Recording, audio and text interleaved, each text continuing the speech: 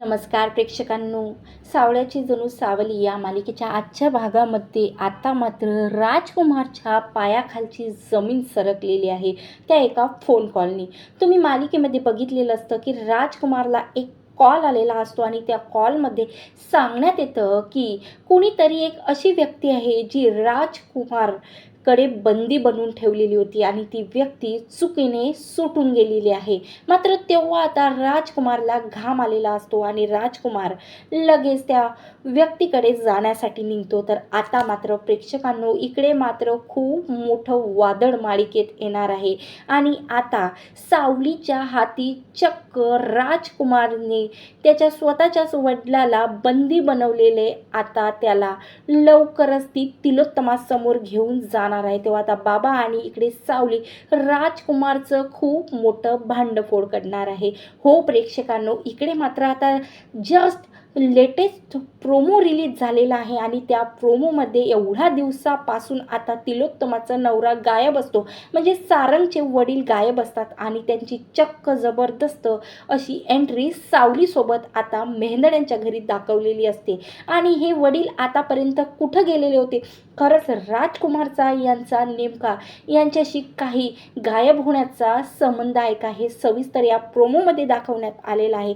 म्हणून प्रेक्षकांनो, हा प्रोमो नक्की शेवटपर्यंत पहा आणि आता राजकुमारचं भांड ही सावली कसं फोडणार आहे हे सुद्धा सविस्तर ऐका आणि आवडल्यास लाईक आणि सबस्क्राईब करा. इकडे मात्र आता घाईघाईने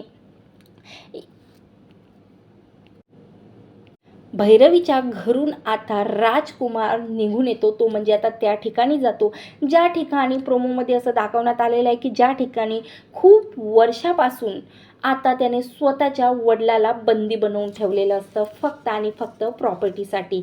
आणि स्वतःच्याच नावावरती प्रॉपर्टी राहून आता वडील नेहमीच त्याच्या विरोधात असतात, म्हणूनच त्याने आता वडिलाला बंदी बनवलेलं असतं.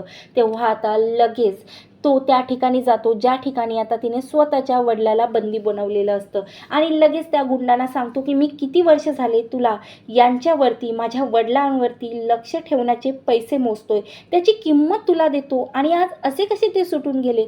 त्यावर आता इकडे मात्र तो जो काही गुंड असतो राजकुमारचा, तो बोलतो की हे बघा सर, मी नेहमीप्रमाणेच त्यांना जेवण देण्यासाठी त्यांचे पाय सोडले आणि चेअरवरून त्यांना सोडून दिलं, रूमच्या बाहेर काढलं आणि त्यांनी चक्क माझ्यावरती हल्ला केला आहे आणि त्यांचे हात आणखीनसुद्धा बांधलेले आहेत आणि ते पळून गेले. त्या राजकुमार बोलतो की हे बघ, तुझ्यासाठी पळून गेले हा शब्द आहे, पण माझ्यासाठी मात्र माझी बर्बादी इथून पळून गेलेली आहे असं मात्र मला जाणवते. आता मात्र खूप मोठी गलती केली तू. खरंच माझे वडील होते म्हणून आजपर्यंत मी त्या व्यक्तीला जिवंत ठेवलं, पण आज मात्र ते माझ्या तावडीतून पळून गेले.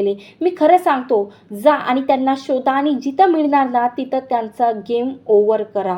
आता मात्र इकडे लगेच आता राजकुमारचे वडील रस्त्यांनी धावत असतात. तेवढ्यातच त्यांची नजर पडते ते म्हणजे बाजारात आलेल्या सावलीकडे. आता सावलीकडे लगेच वडील येतात राजकुमारचे आणि आता बाबांची अशी अवस्था बघून मात्र लगेच सावलीच्या डोळ्यात अश्रू येतो आणि आता लगेच ती बाबांचे हात सोडवायला जाते. तेव्हा बाबा बोलतात की साईडला चल सावली, मला तुझ्याशी बोलायचं आहे, मला वाचव सावली, मला वाचव.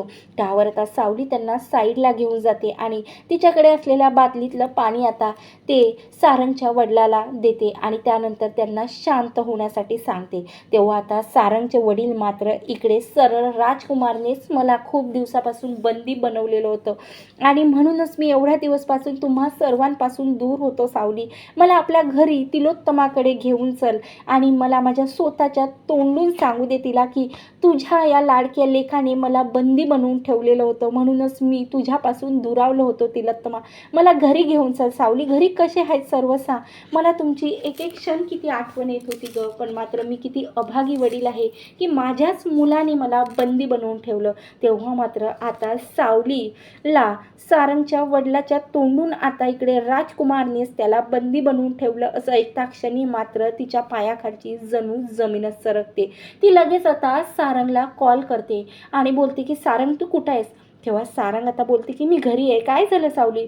तेव्हा आता लगेच सावली बोलते की हे बघ, तुझी आई घरी आहे का? तेव्हा आता सारंग बोलते की हो, माझी आईसुद्धा घरी आहे. तेव्हा आता त्यांना तुम्ही दोघं कुठेही जाऊ नका, कारण मला तुमच्या दोघांशी खूप महत्त्वाचं काम आहे आणि मी आता लगेच 5 मिनिटात घरी पोहोचते. तेव्हा आता इकडे लगेच त्या सारंगच्या वडिलाची नजर पुन्हा जे गुंड असतात त्यांच्याकडे पोहोचते आणि आता सारंगचे वडील लगेच सावलीला सांगतात की सुनबाई बघ ना, याच गुंडांनी मला बंदी बनवलेलं होतं आणि मी त्याला दिसलो तर ती मला जीवे मारतील गं, मला इथून घेऊन चल. आता लगेच लपून छपून एका रिक्षामध्ये आता इकडे सावली सारंगच्या वडिलाला बसवते आणि सरळ निघून जाते. तेव्हा आता इकडे सगळीकडे गुंड शोधाशोध करतात आणि आता लगेच तेवढ्यातच त्या गुंडांना राजकुमारचा कॉल येते. आता राजकुमार बोलतात की दिसलेत का माझे वडील? त्यावर आता ते गुंड बोलतात की नाही सर, आम्ही अख्खं गल्ल्या सर्व शहर आता शान मारलं, पण आता मात्र तुमचे वडील मला कुठंही दिसत नाही. तेव्हा मात्र आता हादरून गेलेला राजकुमार सुद्धा घरी येण्यासाठी निघालेला असतो. तर त्या अगोदर मात्र तिलोत्तमासमोर इकडे आता सारंगचे वडील पोचलेले असतात. आता खूप दिवसांनी सावलीसोबत असे सारंगचे वडिलांना बघून मात्र तिलोत्तमाला खूप आनंद होते. तिच्या डोळ्यातून आनंद अश्रू येतात. तर सारंग आता सरळ स्वतःच्या वडिलाला मिठी मारते आणि बाबा का सोडून गेलेत आम्हाला? तुम्हाला माहिती आहे का तुम्ही इथून गेल्यावरती काय काय झालंय? तेव्हा आता तिलोत्तमा लगेच प्रश्न विचारते की का असं केलं अहो तुम्ही? मला सांगा ना, मी या माझ्या मुलांना कसं सांभाळलं तुमच्या माघारी? खूप एकटे होते मी आणि नेहमी मला जेव्हा दुःख वाटायचं तुमच्या फोटोशी बोलायचे. असं का केलं?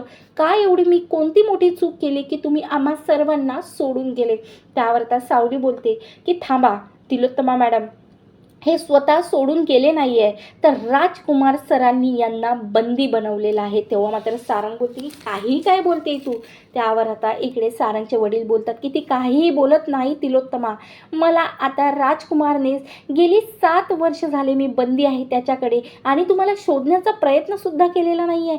तिलोत्तमा बोलते की आम्ही सगळीकडे शोधलं तुम्हाला, आम्ही पोलीस स्टेशनमध्ये रिपोर्टसुद्धा दिलेला आहे तुमचा, पण तुमचा काही पत्ता लागलेला नाही हो. अहो एक दिवससुद्धा असा गेला नाही की आम्ही तुम्हाला आठवण केलेलं नाही आहे. पण आता इकडे तिलोत्तमाचा पारा खूप प्रचंड चढते आणि राजकुमारची एवढी हिंमत कशी झाली ही आता ती स्वतःलाच प्रश्न विचारते. आणि तेव्हा आता लगेच ती कसलाही विचार न करता मात्र आता इकडे सारंगचे वडील सांगतात की आज फक्त सुनबाईच्यामुळे मी जिवंत आहे, कारण ते गुंड पुन्हा माझ्यापर्यंत पोहोचत होते. तेव्हा या सुनबाईने सावलीमुळे आता सावलीच्या हुशारीमुळे आता तिलोत्तमा मी तुझ्या समोर उभा आहे. तेव्हा आता तिलोत्तमा इमोशनल होऊन हात जोडत सावलीसमोर आता डोळ्यातून अश्रू काढते आणि तिला थँक्यू असं बोलते. तेव्हा तर सारंगच्या आता आनंदाचा पाराच नसतो.